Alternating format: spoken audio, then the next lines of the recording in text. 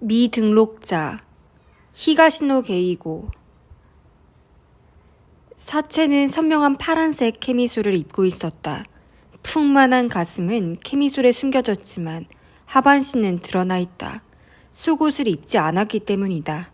목에는 짙은 감색 초커를 했는데 바로 위가 검붉다. 베테랑 수사관이라면 손으로 목이 졸린 흔적임을 금세 알 것이다. 아사마 레이지는 조그만 전자기기를 들고 있다. 가느다란 코드 2개가 달렸고 코드 끝에는 금속 클립이 붙어 있다. 몇 번 본 적 있는 물건이다. 또 덴토리입니까? 후배 도쿠라가 전자기기를 들여다보며 말했다. 요즘 자주 보이네요. 이거 정말 효과가 있나? 그런 것 같습니다. 저는 해본 적 없지만.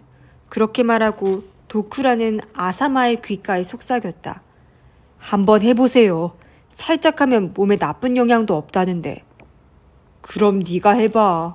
후배 형사는 어깨를 으쓱하더니 쓴 웃음을 짓고 멀어졌다. 그 모습을 바라보던 아사마는 전자기기를 원래 장소에 돌려놓았다. 사체가 발견됐을 때 나이트 테이블 위에 놓여 있었다. 감식 작업 중이었다. 작업이 끝날 때까지는 아사마 같은 수사 일과 사람도 현장에 접근하지 않는 게 원칙이지만 형사들은 그런 걸 다 지키다가는 제대로 된 초동 수사는 불가능하다고 생각한다. 현장은 시부야 외곽에 있는 러브 호텔의 방이었다. 청소 직원이 치우러 들어갔다가 사체를 발견했다. 살해된 사람은 20대 초반 여성으로 침대 위에 쓰러져 있었다. 성관계의 흔적은 있지만 체내의 정액은 없었다. 콘돔도 발견되지 않았다. 여성의 핸드백 내용물과 함께 범인이 가지고 간 듯했다. 핸드백에는 반드시 있어야 할 지갑과 휴대전화도 없었다. 한마디로 신분을 확인할 수 있는 물건이 남아있지 않았다. 종종 있는 한심한 사건이라고 아사마는 생각했다. 멍청한 남자와 여자가 어디선가 눈이 맞아 이 호텔에 들어왔다. 둘 다 평범한 섹스에는 질려 둘 중 하나가 가지고 온 덴토리를 이용했다. 덴토리는 요즘 젊은이들 사이에서 유행하는 뇌 자극 장치이다. 양쪽 귀에 전극을 붙이고 전원을 넣으면 미약한 펄스 전류가 뇌로 흘러들어가 마약과는 다른 자극을 맛볼 수가 있다고 한다. 물론 국가에서 인가한 기계는 아니다. 어느 나라의 누군가가 만들었는데 암시장에서 거래된다. 최근에는 그런 이상한 상품이 꽤 많다.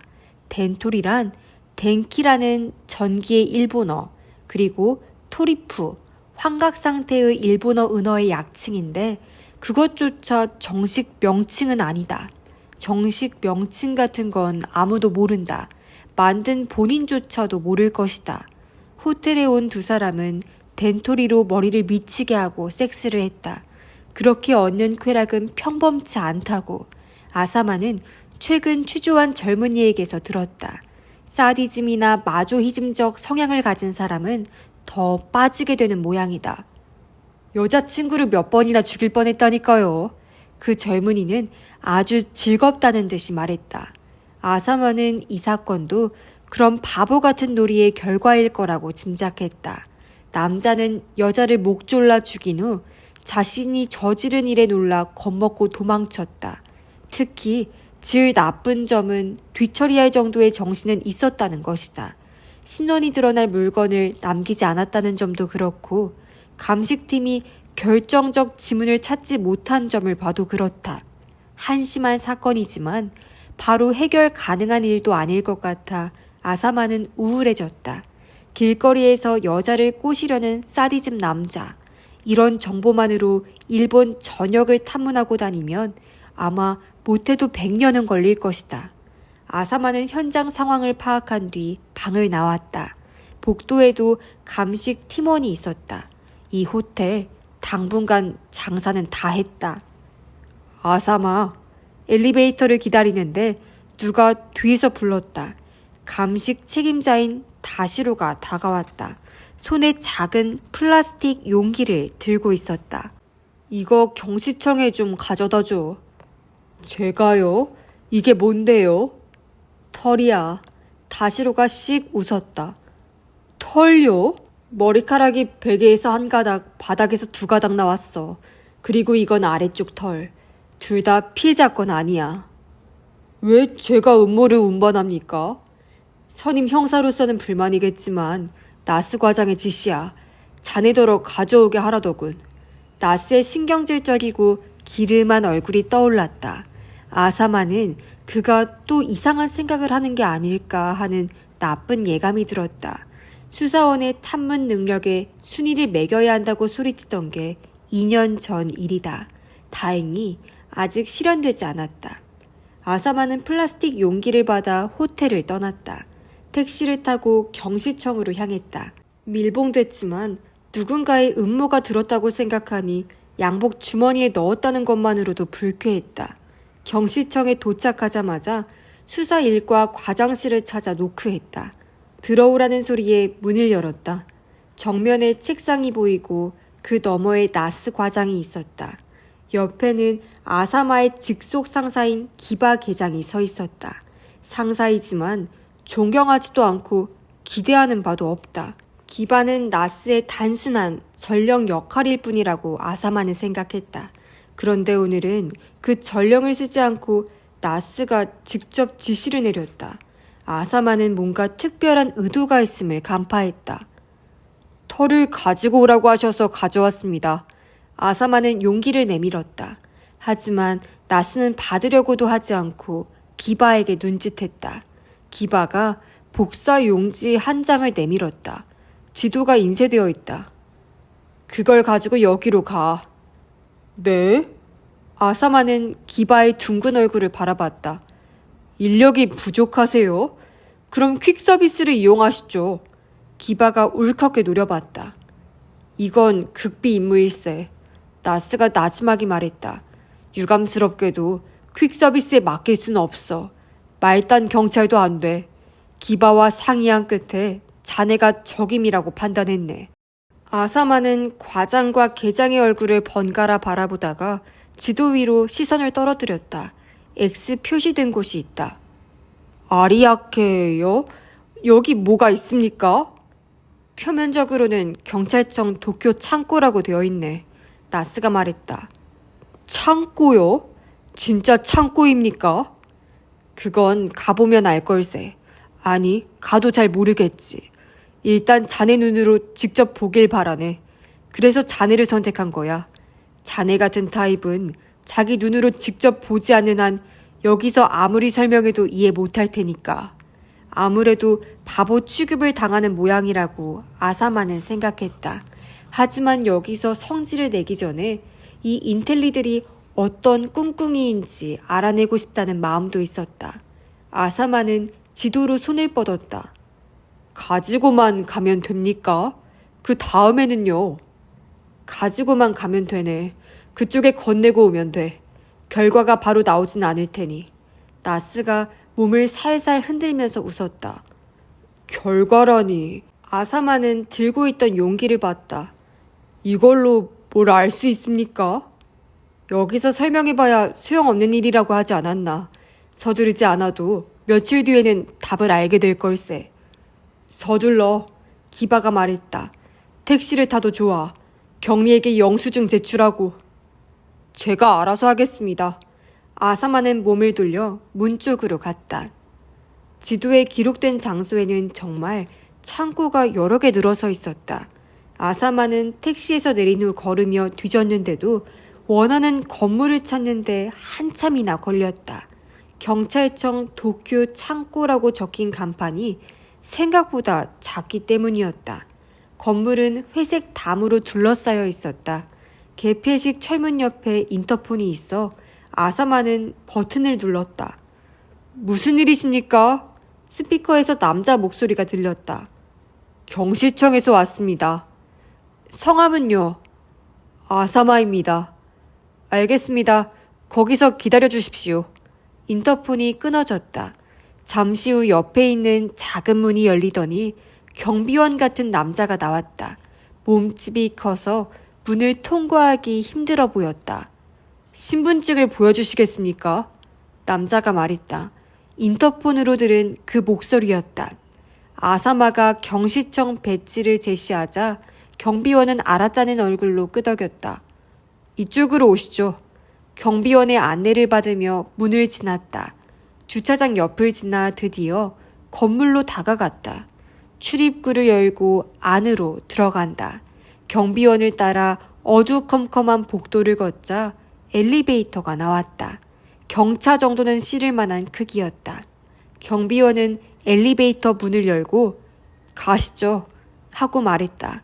지하로 가는 모양이라고 아사마는 짐작했다. 건물이 그리 높지 않다는 건 밖에서 확인했다. 엘리베이터가 멈추고 문이 열렸다. 한 남자가 서 있다. 흰 옷을 입은 40살 정도 되는 남자였다. 낯빛이 하얗고 가는 눈은 눈꼬리가 올라가 있다. 새카만 머리카락을 올백으로 넘겼다. 경시청의 아사마 형사님이십니다. 경비원이 말했다. 수고하십니다. 남자가 아사마에게 고개를 숙인 후 경비원을 봤다. 자네는 원래 장소로 돌아가게. 경비원은 고개를 끄덕이고 엘리베이터를 탔다. 남자는 엘리베이터가 닫히는 것을 지켜본 후 다시 아사마 쪽을 봤다. 나스 과장님께 얘기 들었습니다. 분석물은 가져오셨습니까? 이거 말씀이십니까? 아사마는 안주머니에서 플라스틱 용기를 꺼냈다. 남자는 고개를 끄덕였다. 모발이라고 들었습니다만 그것과 음모입니다. 아주 좋군요. 이쪽으로 오시죠. 남자가 걷기 시작했다. 안 받으십니까?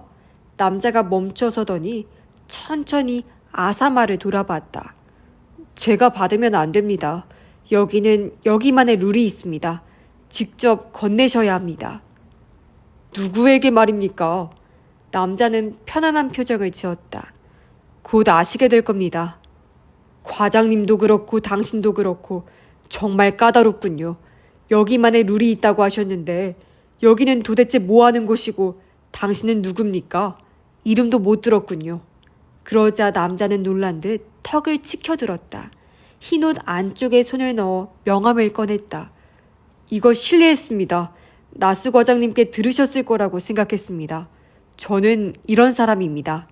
명함에는 경찰청 특수분석연구소 소장 시가 다카시라고 적혀 있었다. 특수분석연구소라. 뭐라는 곳입니까? 적힌 그대로 특수한 분석에 대해 연구합니다. 시가는 그렇게 말하고 다시 걷기 시작했다. 서늘한 공기가 떠도는 하얀 복도를 나아가 어떤 문 앞에 섰다. 아무 표시도 없었다. 시가가 문 옆에 붙은 패널에 왼쪽 손목을 대자 문이 조용히 옆으로 열렸다. 정맥 인증 시스템인 모양이었다. 안으로 발을 들여놓던 아사마의 눈이 휘둥그레졌다.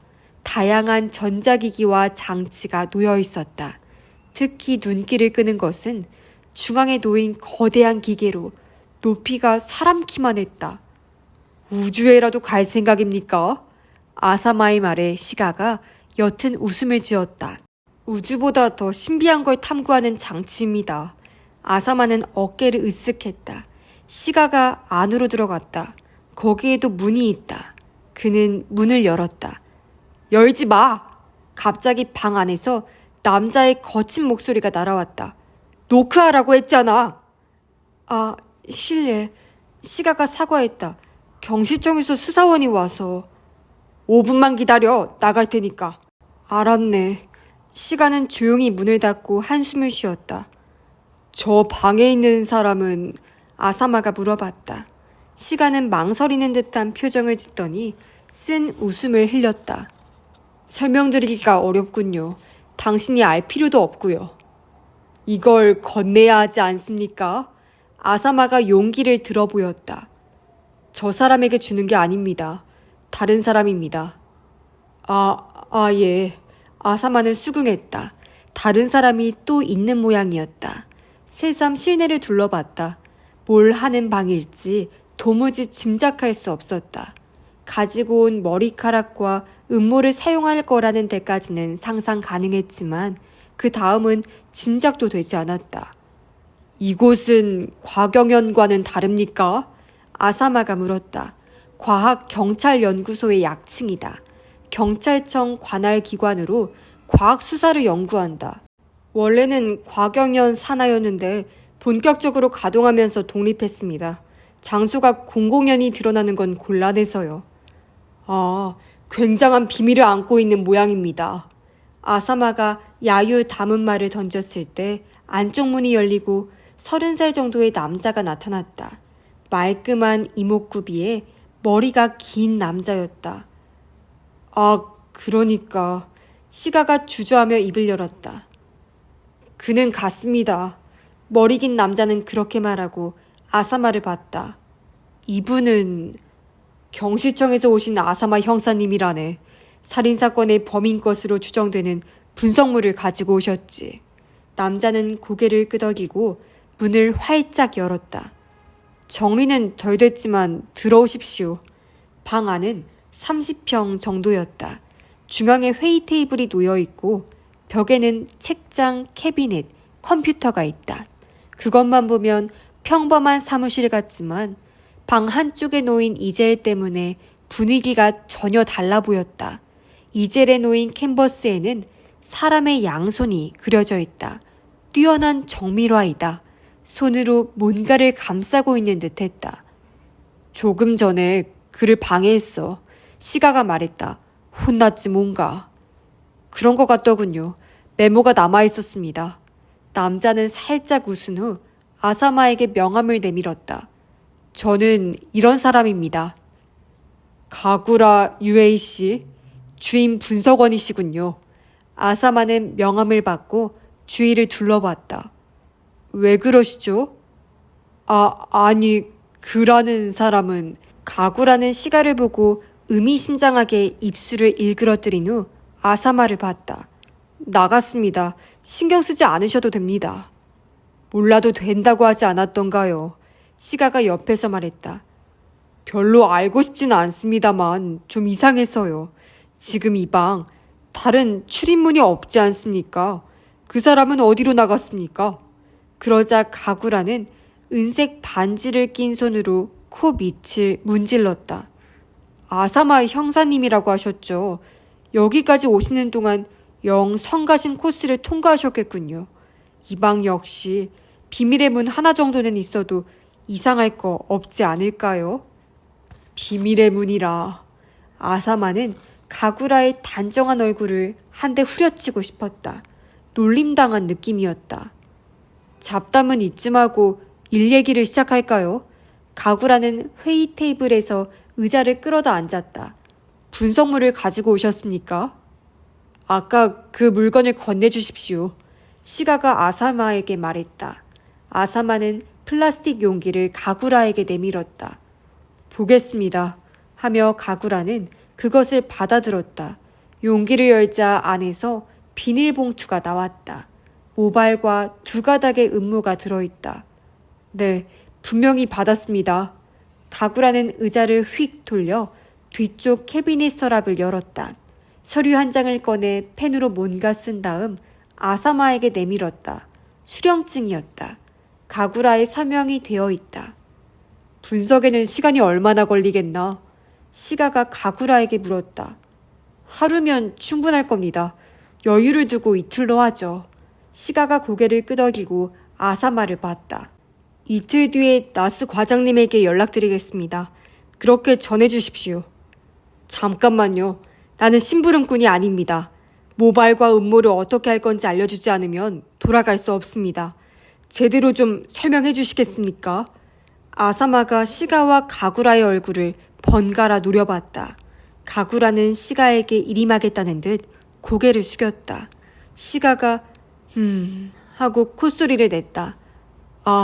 어쨌든 알게 될 테니 먼저 알려드리겠습니다. 우리는 이제부터 이 채모의 DNA를 조사하고 분석할 겁니다. DNA? DNA 감정 말입니까? 그 용어가 이해하기 편하시면 그러시죠. 아사마가 피식 웃었다. 아니, 그렇게 엄청난 절차를 밟아 도대체 무슨 일을 하나 싶었는데 결국 DNA 감정입니까? 초등학생도 아는 거 아닙니까? 뭐가 웃긴 겁니까? 고개를 숙인 채 희죽희죽 웃고 있는 가구라를 보고 아사마가 말했다. 아사마 형사님, 당신은 DNA에 대해 아무것도 모릅니다. 시가가 말했다. DNA는 정보의 보고입니다. 그 정도는 압니다. 아니, 모릅니다. 당신이 아는 DNA 감정이란 모발이나 혈액이 누구의 것인지 확인하는 정도입니다. 하지만 생각해 보십시오. 이번에 일어난 사건에서 용의자 이름이 하나라도 나왔습니까? 아직 그런 인물을 찾지 못했죠. 그럼 DNA 감정을 어떻게 합니까? 누구의 DNA와 비교해 볼 겁니까? 시가의 말에 아사마는 당혹했다. 맞는 말이다. 지금 단계에서는 DNA를 감정할 대상이 없다. 그럼 당신들은 뭘 한다는 겁니까? 분석한다고 하지 않았습니까? 가구라가 성가시다는 듯 말했다. 가구라, 시가가 타이르듯 머리를 흔든 후 아사마에게 웃어 보였다. 다양합니다. 우리는 이 모발 하나에서 정말 많은 걸 알아낼 수 있습니다. 예를 들면요. 그건 이틀 후에 아시게 될 겁니다. 수사 회의에서 다시 뵙죠, 아사마 형사님. 가구라가 흘겨보며 말했다. 아사마는 뭐라고 되받아치려다가 참으며 입술을 깨물었다. 기대하죠. 그렇게 말하고 일어났다. 시부야에서 사건이 일어나고 꼬박 이틀이 지났다. 수사는 거의 진척이 없었다. 피해자 신원은 판명됐는데 단서라고 할 만한 것은 하나도 잡지 못했다. 피해자는 대학생이고 시부야를 중심으로 놀고 다녔다는 것은 알았으나 교우 관계를 샅샅이 뒤졌음에도 범인으로 보이는 인물은 찾지 못했다. 수상한 인물이 없는 건 아니지만 모두 알리바이가 있었다. 피해자와 호텔에 들어간 사람은 오가다 만난 남자. 아사마의 짐작은 맞는 듯했다. 호텔에 감시 카메라가 있지만 작동하지 않았다. 고장난 채 방치되어 있었다. 아사마가 목격 정보를 찾아 탐문을 계속하고 있는데 주머니 속 휴대전화가 울렸다. 기바 계장이었다. 경시청에서 수사회의가 열리니 돌아오라고 했다. 경시청? 시부야 경찰서가 아니고요. 아사마가 물었다. 이번 사건의 수사본부는 시부야 경찰서에 설치되어 있었다. 특별히 시키는 대로 해. 늦지 마라. 기바는 그렇게 말하고 전화를 끊었다. 아사마는 휴대전화를 주머니에 넣으면서 시가와 가구라의 얼굴을 떠올렸다. 경시청으로 돌아가 지시받은 방에 들어간 아사마는 깜짝 놀랐다. 나스를 비롯해 이사관과 관리관이 있으리라고는 예상했지만 형사부장까지 있었다. 그 밖에도 본 적 없는 얼굴이 질비했다. 시부야 경찰서장과 형사과장도 동석했지만 어딘지 불편해 보였다. 맨 앞자리에 기바가 다소곳이 앉아있다. 아사마는 목례를 하고 기바 옆에 앉았다. 각 자리에는 액정 모니터가 한 대씩 준비되어 있었다. 저희 말고 다른 현장 담당자는요? 조그맣게 기바에게 물었다. 이번에는 우리뿐이야. 그러니까 잘 들어도. 들어요? 도대체 뭐가 시작되는 겁니까? 이제 알게 되겠지. 기바의 말이 끝남과 동시에 문 열리는 소리가 들렸다. 아사마가 돌아보니 시가와 가구라가 들어오는 중이었다. 가구라는 노트북을 안고 있었다. 순간 아사마와 눈이 마주쳤지만 표정 하나 바뀌지 않았다. 둘은 준비된 자리에 나란히 섰다. 시가가 입을 열었다. 경찰청 특수분석연구소의 시가입니다. 얼마 전 발생한 러브호텔 여대생 살해사건 관련 현장에서 채취한 모발과 채모의 분석 결과가 나와 보고드리고자 합니다. 옆에서 기구라가 컴퓨터를 조작했다. 다음 순간 아사마를 비롯한 사람들 앞에 있는 모니터에 글자가 표시되었다. 내용을 슬쩍 보던 아사마의 눈이 휘둥그레졌다. 다른 사람들 입에서도 놀라는 소리가 터져나왔다. 가구라가 고개를 들었다. 주임 분석원 가구라입니다. 분석 결과는 현재 표시된 자료에 나타난 바와 같습니다. 일단 읽겠습니다. 그는 호흡을 가다듬고 말을 이었다. 성별, 남자. 연령, 40 플러스 마이너스 10살. 혈액형, RH 플러스 O형. 신장은 170에서 180cm. 살찌기 쉬운 체질. 처진 어깨. 손 크기는 20cm 전후. 발 크기 260cm 이상. 피부는 검은 편. 얼굴 특징으로는 눈썹과 채모가 짙음. 코는 낮고 넓음. 입은 큼. 입술은 얇음. 잇몸은 건강하지만 충치가 잘 생기는 타입. 턱이 나와 있음. 목소리는 낮음. 목젖이 평균보다 튀어나와 있음. 머리카락은 가늘고 살짝 갈색의 곱슬머리. 눈 색깔은 옅은 갈색에 가까움. 근시가 될 가능성이 높음. 선천적인 질병은 없음. 그 외 판명된 사소한 점은 다음 페이지에 기록되어 있습니다. 아사마는 다음 페이지를 화면에 띄웠다. 손톱이 작음. 엄지발가락이 가운데 발가락보다 짧을 가능성이 있음. 이라고 되어 있다.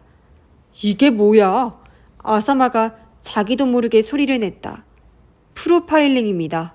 가구라가 해설했다. DNA 프로파일링이라는 것으로 미국에서는 여러 해 전부터 시행되어 왔습니다. 그 나라는 여러 인종이 섞여 있기 때문에 DNA를 통해 인종만 특정해도 수사에 큰 도움이 됩니다. 얘기는 들었지만 이렇게 자세할 줄이야. 형사부장이 감탄했다. 이거 정확한 건가? 물론입니다. 시가가 대답했다. 인간의 신체적 특징은 DNA에 따라 결정됩니다. 누구도 거스를 수 없습니다. 근시가 신체적 특징인가? 나스가 물었다. 되기 쉬운 체질이 있습니다. 가구라가 말했다. 예를 들면 안구 형태입니다. 왜곡이 심하면 눈의 초점 조정이 어려워집니다. 어릴 때 조정하더라도 다시 틀어져 결국 원시나 근시가 됩니다. 그렇군. 나스가 감탄했는지 신음하듯이 말했다. 다른 사람들도 차례대로 질문을 던졌다. 시가와 가구라는 막힘없이 질문에 응했다. 그 대화를 듣고 있던 아사마는 드디어 상황을 이해했다. 새로운 수사 방법을 발표하는 자리였던 것이다. 경찰청 특수분석연구소가 어떤 일을 할 수 있는지, 그에 따라 수사가 어떻게 바뀔 것인지를 경찰 상층부 사람들에게 보여주려는 생각인 것이다. 프로파일링 결과에 근거해 범인의 용모를 이미지로 만들었습니다. DNA 몽타주입니다. 이겁니다. 가구라가 컴퓨터 키를 두드리자 모니터에 각진 얼굴의 남자가 나타났다. 와! 하고 탄성이 나왔다. 과연 조금 전 보고 내용대로 눈썹이 짙고 코와 입은 옆으로 퍼져 있는 느낌이다. 안경을 썼고 머리는 짧게 깎았다. 헤어스타일은 머리카락의 특질 이외에 나이와 최근 유행, 얼굴에 어울리는지를 고려해서 결정했습니다. 물론 다른 헤어스타일을 했을 가능성도 있습니다. 시가가 보충했다. 굉장하군. 사진 같지 않나? 형사부장이 옆에 앉은 나스에게 동의를 구했다. 나스도 고개를 끄덕인다. 아사마는 잠자코 있을 수 없었다. 사진은 잘 나왔지만 이렇게까지 이미지를 고정하는 게 괜찮을지 모르겠습니다. 그 말에 전원이 주목했다. 기바가 팔꿈치로 옆구리를 찔렀다. 가구라가 적대적인 시선을 던졌다. 무슨 문제라도 있습니까? 인간이란 동물은 사진 같은 이미지를 보고 나면 다른 얼굴에는 반응하지 않습니다. 몽타주 사진을 중단하고 그림을 중시하게 된 것도 바로 그 때문입니다. 어느 정도 모호하게 해두는 쪽이 오히려 효과적이라는 게 상식입니다. 아사마의 말에 가구라가 쓴 웃음을 지었다. 사람 기억에 의존해 부분을 조합하는 몽타주 사진과 DNA 프로파일링을 동일하게 취급하시면 곤란합니다. 여기에 나와 있는 것은 범인 얼굴 자체입니다. 여러분도 용의자 사진을 입수하면 지명 수배에 사용하지 않습니까? 아사마는 고개를 저었다. 믿을 수가 없군. 자네가 무슨 말을 하는지는 알겠네. 형사부장이 아사마를 보며 말했다. 현 시점에서 이 사진을 공개할 예정은 없네. 그러나 정확하다면 우리에게 매우 강력한 무기가 될 걸세. 정확하다면 그렇겠죠. 형사부장이 입을 일그러뜨리며 웃었다. 우선 자네들이 범인을 빨리 잡아주면 그보다 더 좋을 게 없겠지. 그러면 이 영상이 도움이 되는지 안 되는지도 바로 알 수 있을 테고. 그렇게 말씀하셔도 이 정도 재료로 범인을 잡는 건 도저히 무리입니다. 아사마가 모니터를 턱으로 가리켰다. 성격이 아주 급하시군요. 가구라가 말했다. 저희 이야기는 아직 끝나지 않았습니다. 뭐가 또 있습니까? 핵심은 지금부터입니다. 시가가 전원을 둘러보며 말했다. 저희의 연구 성과를 알려드리지요. 가구라, 그 정보를 좀. 가구라는 키를 두드렸다. 이번에는 모니터에 문자가 표시되었다. 주소와 이름이다. 도쿄도 고토구에 거주하는 야마시타 이쿠에. 이 여성의 삼촌인의 친족 중에 범인이 있습니다. 그리고 참고 데이터입니다만 범인은 소심하고 겁이 많습니다. 방어 본능은 강한데 인내심은 약합니다. 즉 다혈질일 가능성이 높습니다. 반사회적 등급은 7단계 중 4단계. 가구라의 목소리가 울리는 동안 전원이 침묵했다. 아사마는 자동차 파워 윈도를 열고 담배에 불을 붙였다. 회색 연기를 대각선 위쪽으로 뿜으며 밤하늘을 올려다봤다. 구름 한 점 없는데 별이 보이지 않는다. 도쿄에서 별을 본 게 몇 년 전일까? 잠복 중에 흡연은 금물이에요, 선배님. 옆에서 도쿠라가 싱글거렸다. 아사마는 손가락에 담배를 끼우고 입가를 일그러뜨렸다. 과장 말버릇이지. 요즘 세상에 담배 같은 걸 피우는 인간은 형사뿐이라고. 야쿠자도 건강에 신경을 쓴다나? 담배 연기를 뿜으면 여기에 형사가 있습니다 하고 선전하는 꼴이라고. 일리 있네요. 그야 그렇지. 하지만 공공건물 내부는 전면 금연, 길거리도 금연이니 피울 수 있는 곳은 차 안뿐이야. 끊으세요. 타르 0.3mg 담배를 피울 바에는. 좋아서 피우는 게 아니야. 흡연 구역에서도 타르 1mg 이상은 안 된다니까. 그거 담배 맛이나 납니까? 난리가 있겠어. 니코틴이 0.03mg이야. 도쿠라가 쓴 웃음을 짓는데 아사마의 휴대전화가 울렸다. 동료 형사였다. 방금 구아바라가 가게에 전화했어. 곧 이쪽으로 온다고. 오케이. 놈이 건물에 들어가는 것을 확인한 다음에 출구를 봉쇄해야 한다. 가게에 들어가면 바로 확보해줘. 아사마는 전화를 끊고 앞에 있는 건물을 보면서 담뱃불을 껐다. 건물에는 술집이 몇몇 있었다. 구아바라 유타는 그중 한 곳으로 온다. 그곳에 마음에 드는 아가씨가 있기 때문이다. 정말 구아바라가 범인일까요? 도쿠라가 석연치 않다는 듯이 말했다. 그렇겠지. DNA가 일치하니까. 구아바라 유타는 일정한 주소는 없지만 얼마 전까지 이케부쿠로에서 일하는 호스티스와 동거했다. 여성의 방에 그가 사용한 머리빗이 남아있었다. 빗에 남은 모발을 조사한 결과 시부야 러브호텔 여대생 살해사건에서 채취한 모발, 음모와 DNA가 일치했다. 하지만 이렇게 간단해도 괜찮을까요? 글쎄, 아사마는 이렇게 대답할 수밖에 없었다. 도쿠라가 의문을 느끼는 것도 당연하다. 구아바라 유타라는 인물에 주목하게 된 과정이 너무나 간단했다. 가구라 팀의 정보에 기초해 고토구에 사는 야마시타 이쿠에라는 주부의 혈연을 조사한 결과 삼촌 인의 친족 중 남성은 8명이었다. 아버지, 아들, 오빠, 큰아버지의 사촌과 외삼촌이 둘씩이다. 혈액형이 O형이라는 조건에 부합하는 사람은 이 가운데 3명. 그렇게 되면 다음은 3명 모두 DNA를 검사하면 그만이다. 합치한 사람은 사촌인 구아바라 유타라는 인물이었다. 나이는 32살이고 자칭 음악 프로듀서인데 실제로는 성인업소나 술집에 여성을 소개하는 아르바이트를 하며 푼돈을 번다고 한다. 동거했던 호스티스는 상당한 한량이라고 증언했다. 이걸로 끝이라고 아사마는 생각했다. 하지만 마음에 걸리는 게 있었다. 도쿠라의 말처럼 너무 간단해서 뭔가 부족한 것 같다는 단순한 의문이 아니었다. 수사가 간단해지는 건 좋은 일이었다.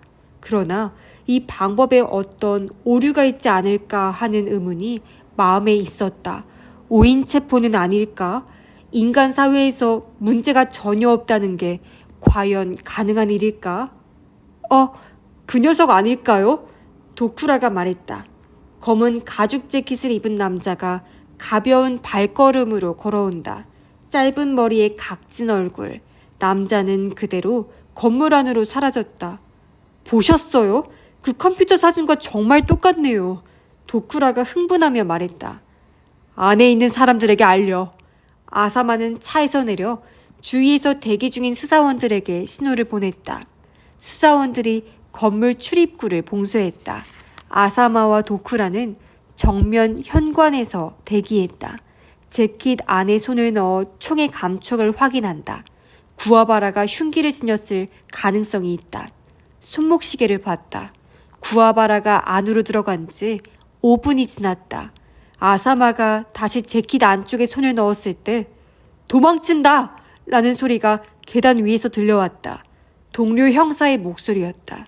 그 직후 험악한 표정의 구아바라가 뛰어내려왔다. 가죽 재킷은 입지 않았다. 잡으려는 도쿠라를 향해 구아바라는 온몸을 던졌다. 도쿠라가 날아갔지만 구아바라의 기세도 줄어들었다. 다시 도망가려는 구아바라의 팔을 아사마가 잡았다. 이거다! 구아바라가 소리쳤다. 아사마는 팔을 비틀어 올리고 구아바라의 배를 찼다. 구아바라가 신음소리를 흘리며 몸을 꺾는 순간 다리를 후려쳤다. 쓰러진 구아바라의 등에 올라타 그대로 수갑을 채웠다. 그러고는 구아바라의 신발을 벗기기 시작했다. 선배님, 뭐 하세요? 도쿠라가 달려오며 물었다. 됐으니까 너는 이 녀석 팔 좀 잡아. 아사마는 구아바라의 양말을 벗기고 발목을 잡아 발가락을 봤다. 이거 놀랍군. 아사마가 중얼거렸다. 구아바라의 가운데 발가락은 엄지발가락보다 길었다. 이상이 시부야 경찰서 관내에서 발생한 여대생 살해 사건의 수사 결과입니다. 구아바라 유타는 이미 범행을 대부분 인정해서 이대로 검찰의 송치에도 기소될 것으로 보입니다. 조금 긴장한 기바의 목소리가 회의실에 울렸다. 경시청 내 회의실이었다. 원탁을 둘러싼 사람은 전과 마찬가지로 형사부장과 수사 일과 관리직, 그리고 시부야 경찰서 간부들이다. 현장 담당자는 기바와 아사마뿐이었다. 경찰청 특수분석연구소의 시가와 가구라도 동석했다. 시가는 처음부터 미소를 머금고 있었다. 자신들의 분석 결과가 조속한 사건 해결에 도움이 되어 만족한 듯 했다. 가구라는 이 정도 일은 예상했다는 듯 당연한 표정이다. 이거 정말 굉장하군. 안 그런가? 형사부장이 만면에 웃음을 짓고 옆자리의 나스에게 동의를 구했다. 나스가 크게 고개를 끄덕였다. 정말 그렇습니다. DNA만으로 용의자 범위를 이렇게 줄일 수 있다면 검거율이 현격히 올라가겠습니다. 게다가 DNA는 혈액과 모발뿐만 아니라 극소량의 타액이나 땀에서도 채취가 가능하다니까요.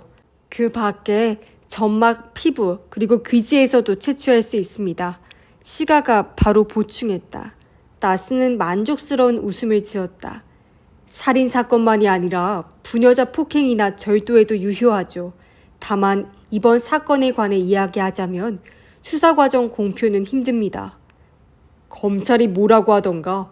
형사부장이 물었다. 프로파일링과 최종적으로 진행한 DNA 감정에는 큰 문제가 없습니다. 그러나 용의자를 추리는 과정에는 문제가 있다고. 법안이 아직 통과되지 않아서 그렇구만. 그래서 어떡할 건가? 나스가 기바를 바라봤다. 그 눈빛을 받은 기바가 헛기침을 한번 했다. 사건 당일 밤 구아바라로 보이는 인물을 현장 주변에서 목격했다고 시부야 경찰서에 신고가 들어온 것으로 하겠습니다. 그 정보에 근거해 신변을 조사했고 최종적으로 DNA를 감정했다고 하면 어떨까요? 기바의 말에 형사 부장이 수긍했다. 그거면 되겠군. 증인을 세울 필요도 없고. 좋아, 그걸로 가지. 알겠습니다. 하고 기바가 대답했다. 잠깐만요. 그게 무슨 말씀입니까? 아사마가 질문했다. 뭐가? 하고 묻는 얼굴로 형사부장과 나스가 동시에 아사마를 봤다. 그 얼굴을 다시 응시하면서 말했다. 왜 있는 그대로 공표할 수 없는 겁니까? 목격 제보가 있었다고 거짓말할 필요가 있습니까? 나스가 미간을 찌푸렸다. 특수분석연구소의 존재는 아직 공표되지 않았어. 자네도 처음부터 회의에 참가했으니 잘 알 텐데 이번 수사는 이른바 시운전일세. 그렇다고 해도 아사마, 형사부장이 입을 열었다. 내 이번 일에서 자네 활약은 높이 평가하네. 그걸로 되지 않았나? 괜한 생각은 하지 말게. 아사마는 대답이 쿵했다. 그때까지 가만히 침묵을 지키던 가구라가 살짝 웃는 게 시선 끝에 들어왔다. 회의가 끝난 후 아사마는 앞서가는 가구라를 불러세웠다. 시간은 형사부장을 비롯한 간부들과 어딘가로 사라졌다. 묻고 싶은 게 있어. 잠깐만 시간을 내주겠나? 가구라가 뚫어져라 아사마의 얼굴을 바라봤다. 조금 전 괜한 생각은 하지 말라고 형사부장님께서 말씀하시지 않았습니까? 괜한 생각이 아니라 중요한 일이야. 일단 시간을 좀 내주게. 10분이면 되네. 어쩔 수 없군요. 그럼 5분만. 엘리베이터를 타고 지하까지 내려가 주차장으로 나왔다. 왜 그래야 하지? 어째서 수사 과정을 날조해야 하는 거지? 가구라가 긴 머리에 손가락을 넣고 머리를 긁적였다. 미안하지만 당신에게 할 이야기가 아닙니다. 경부 보급인 사람에게는. 그럼 내 말을 좀 들어봐. 맘대로 상상한 거지만. 그렇게 한가하진 않지만 일단 들어는 보죠. 가구라의 단정한 얼굴을 노려보며 아사마는 심호흡을 한번 했다. 첫 회의 때부터 걸리는 게 있었지. DNA에 의한 프로파일링이나 몽타주는 훌륭해. 과학이 끊임없이 발전하는구나 싶어서 감탄했지. 하지만 자네가 마지막에 덧붙인 정보는 아무래도 납득이 가질 않아. 자네는 이렇게 말했어. 고토구에 사는 야마시타 이쿠에라는 여성의 삼촌인의 친족 중에 범인이 있다고 말이야. 우리는 그 정보에 근거해서 구아바라를 찾아냈고 체포했어. 압니다. 새삼 자랑하시는 겁니까? 야마시타 이쿠에라는 여성에 대해서 조사해봤네. 전과는 없고 이제까지 범죄 피의자가 된 적도 없지. 그런 여성의 DNA 정보를 어떻게 자네들이 가지고 있나? 범인이 그녀의 삼촌인의 친족 중에 있다는 걸 어떻게 알아냈을까? 가구라는 여전히 미소를 짓고 있지만 눈빛만큼은 날카로워졌다. 그래서요? 맘대로 어떻게 상상하고 있습니까? 야마시타 이쿠에는 3개월 전에 도내에 있는 병원에 갔어. 산부인과에서 진찰을 받았더더군. 그 외에는 최근 몇 년 동안 큰 병원에 간 적이 없어. 물론 본인은 한 번도 DNA 검사를 받은 기억이 없다고도 했고. 그래서요. 내 상상은 여기부터야. 그녀가 진찰받은 병원이 본인에게 알리지 않고 무단으로 DNA 샘플을 자네 연구소에 제출하고 있다. 그 병원뿐만이 아니라 몇몇 병원에서 그런 일이 벌어지고 있을 가능성도 있다. 만약 그렇다면 자네 연구소는 방대한 DNA 데이터를 갖추고 있다. 두말할 필요도 없이 위법 행위이고 거기 기초에 이루어진 수사는 위법 수사일 뿐이지. 그래서 나스 과장이 그렇게 말한 거야. 처음 용의자를 추리는 과정에 문제가 있다고. 어때? 내 상상이. 가구라의 얼굴에서 웃음기가 사라졌다. 코 밑을 문지르며 한숨을 내쉬었다. 재미있는 얘기군요. 만약 사실이라면 말이죠. 윗사람들은 대체 무슨 생각인 거지? 이런 방식을 이어가다 사실이 밝혀지면 엄청난 패닉이 벌어질 텐데. 아사마가 내뱉듯 말했다. 그러나 가구라는 이상하다는 듯 고개를 갸웃했다. 왜요? 당연하지. 개인의 DNA를 맘대로 조사해서 수사에 사용한 일이 받아들여질 리 없으니까. 맘대로 아닙니다. 국가 최고 권력자들에게서 허가를 받았습니다. 아니, 우리는 그들의 지시로 움직이죠. 본인에게는 알리지 않고 무단으로. 안 그런가? 국가가 무단으로 개인정보를 이용하는 일은 얼마든지 있지 않습니까? 개인정보 없이는 세금 추징도 제대로 할 수 없습니다. 그것과 이건 같습니다. 가구라가 단언했다.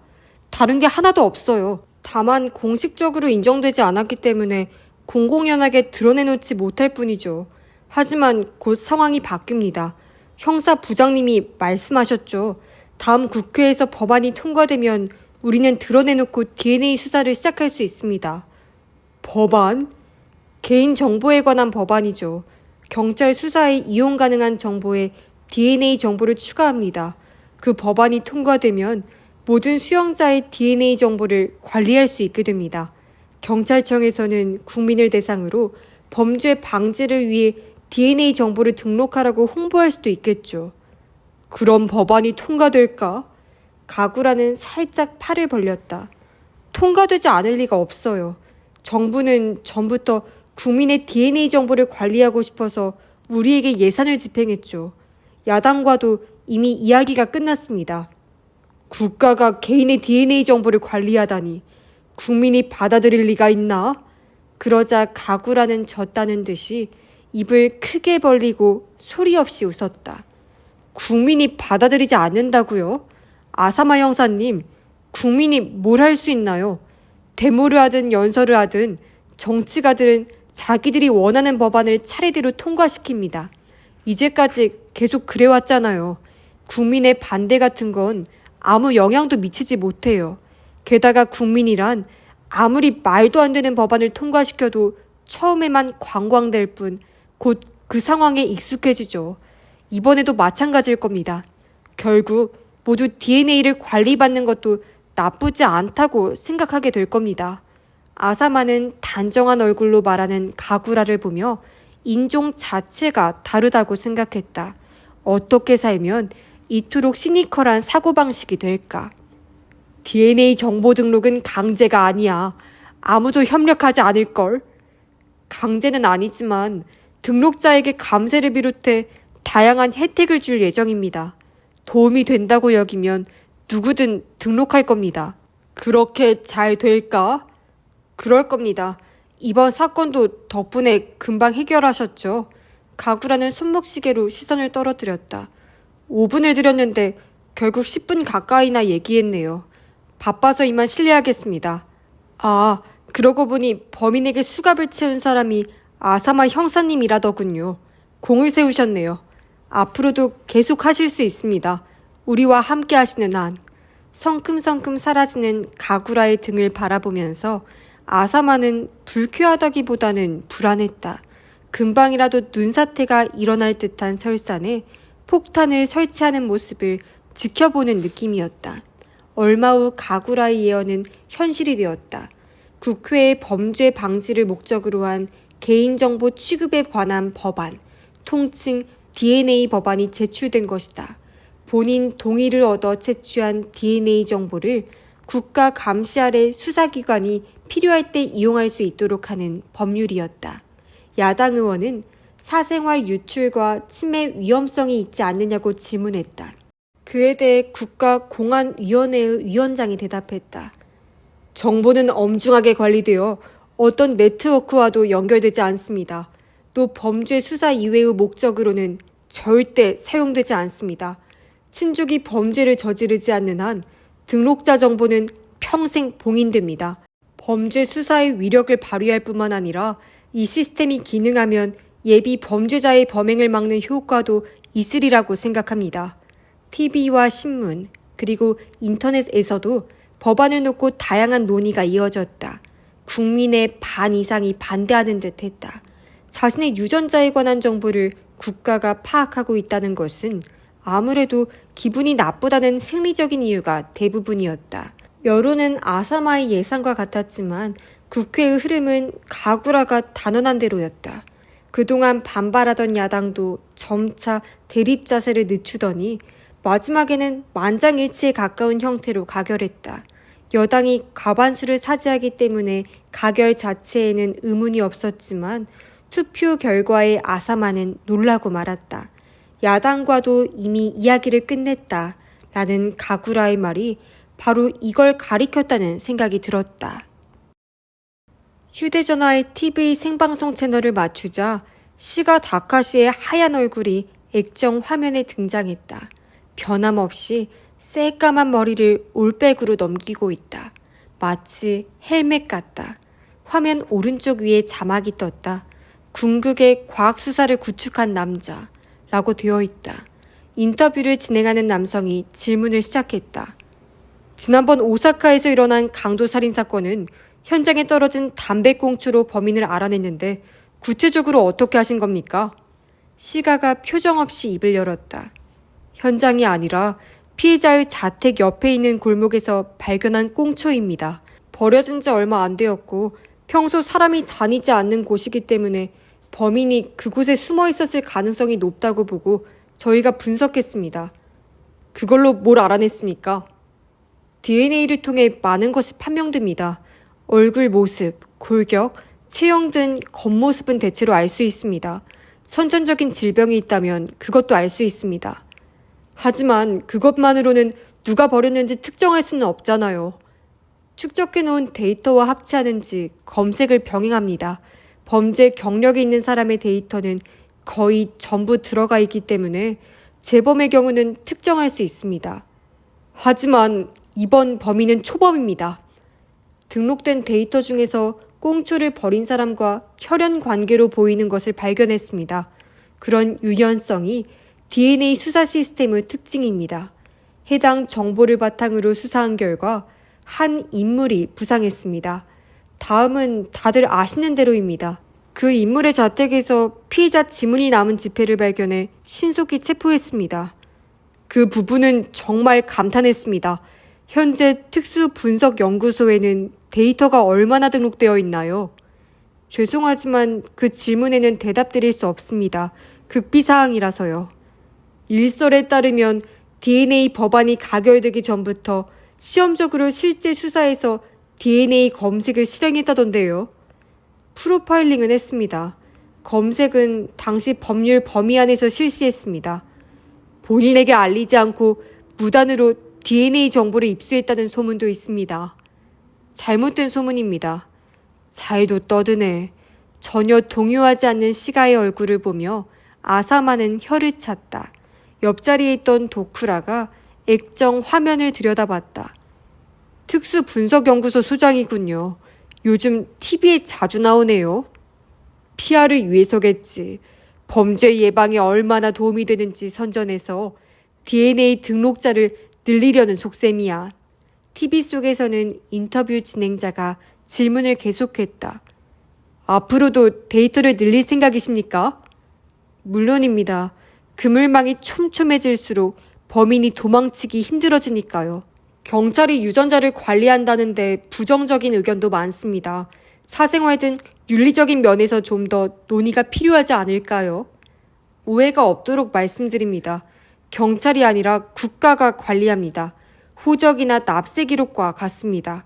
경찰은 허가를 얻어 이용하는 것에 불과합니다. 논의는 계속되어야 합니다. 그러나 잊지 말아야 할 점은 DNA 수사가 가동된 후 검거율이 훨씬 올라갔다는 사실입니다.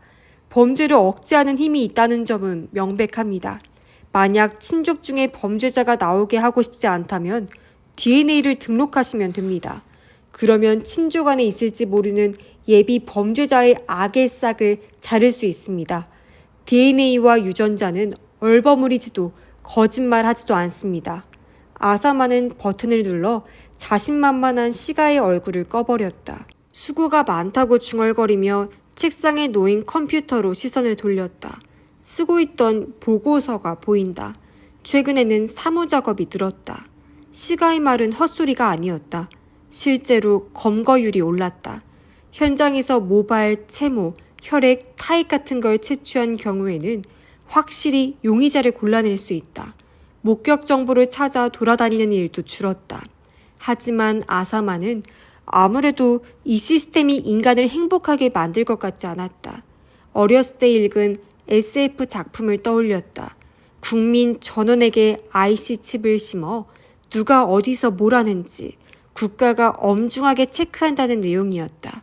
기분 나쁜 이야기라고 생각했다.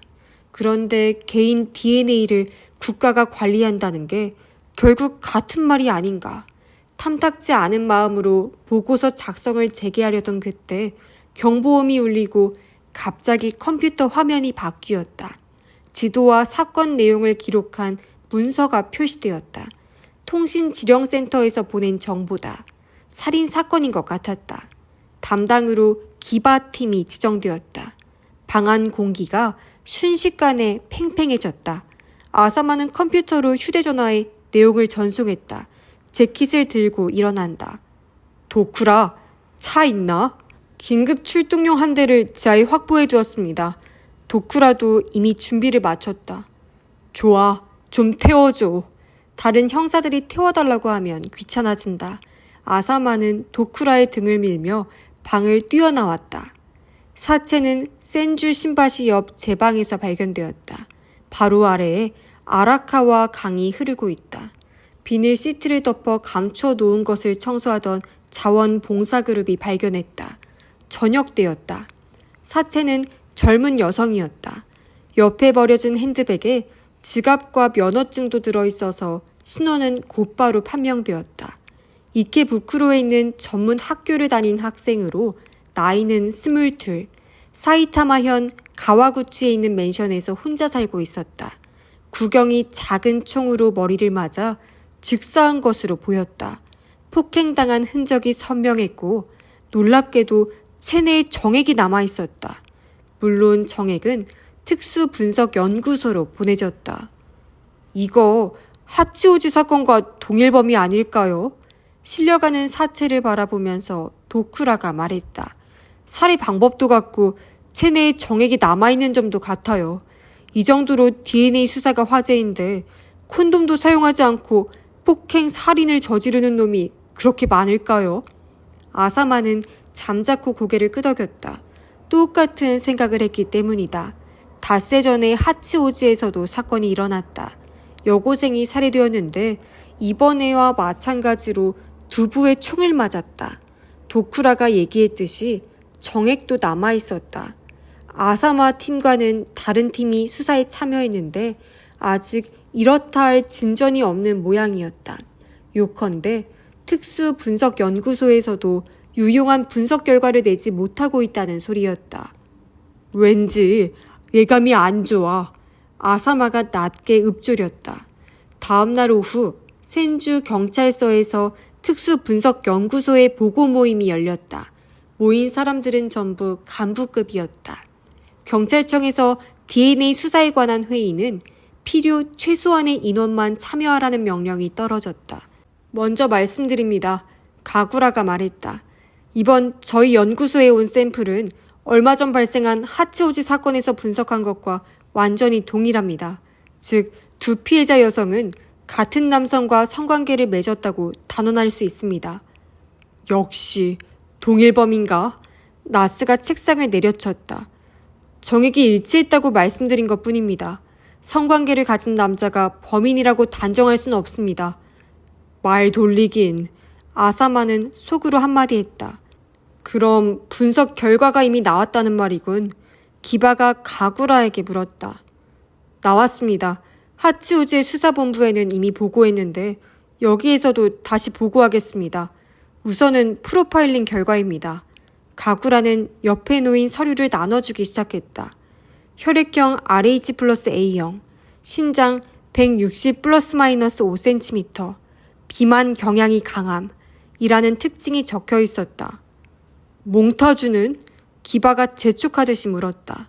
가구라는 키보드를 두드린 후 모두가 볼 수 있도록 모니터를 돌렸다. 둥근 얼굴에 부은 눈을 가진 남자 얼굴이 나타났다. 나중에 프린트해서 제출하겠습니다. 가구라가 말했다.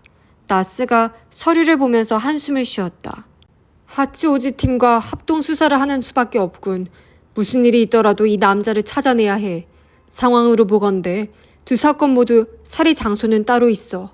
범인은 다른 장소에서 살해하고 자동차로 사체를 운반해 유기한 걸로 보인다.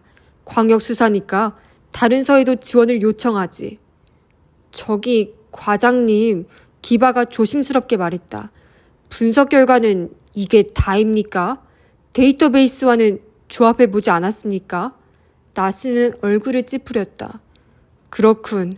나는 하치오지 사건 보고를 받았지만 자네들은 모르겠군. 가구라, 그 얘기를 해주게. 네, 하고 대답하고 가구라는 다시 모두를 돌아보았다. 유감스럽지만 현 단계의 데이터베이스에서 이번 샘플과 높은 일치율을 보이는 것은 찾을 수 없었습니다. 특수분석연구소에서는 이번 샘플을 NF13으로 등록했습니다. NF? 아사마의 입에서 절로 질문이 튀어나왔다. Not found의 약칭입니다. 이번 건과 마찬가지로 일치 대상을 찾지 못한 경우가 이제까지 총 12건 있습니다. 이번이 13번째입니다. 뭐야, 도움 안 되네. 지난 12건 중 8건이 데이터베이스가 확충되면서 해결되었습니다. NF13의 정체 판명도 시간 문제입니다. 아사마가 고개를 갸웃했다. 글쎄, 정말 그럴까? 마음에 안 드는 부분이라도 있으신가요? 가구라가 묻는다. 이런 종류의 범인은 과거에도 같은 성범죄를 저질렀을 확률이 크지. 전과자 DNA 정보를 검색하면 일치하는 녀석을 발견할 수 있을 텐데 발견 못한다는 건 어딘가 틈이 있기 때문이겠지. 가구라가 웃으면서 고개를 저었다. DNA 수사의 무서움을 가장 잘하는 게 바로 전과자입니다.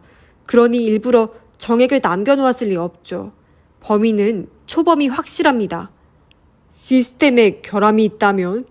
아사마의 발언에 가구라의 얼굴에서 웃음기가 사라졌다.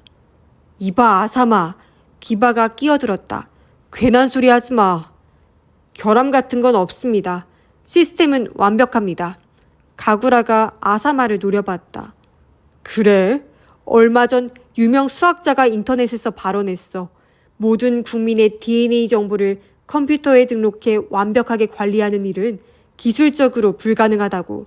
그런 컴퓨터는 세계 어디에도 없다던데. 우리는 특수 프로그램을 개발했습니다. 그런 별 볼 일 없는 수학자는 상상도 할 수 없는 프로그램을요. 뭐 형사님에게 말씀드려도 모르시겠지만. 가구라는 노트북을 접고 일어나 모두를 둘러봤다. 특수분석연구소 보고는 여기까지입니다. 앞으로도 데이터베이스 확충을 노력해 NF13을 밝혀내는 데 전력을 기울이겠습니다.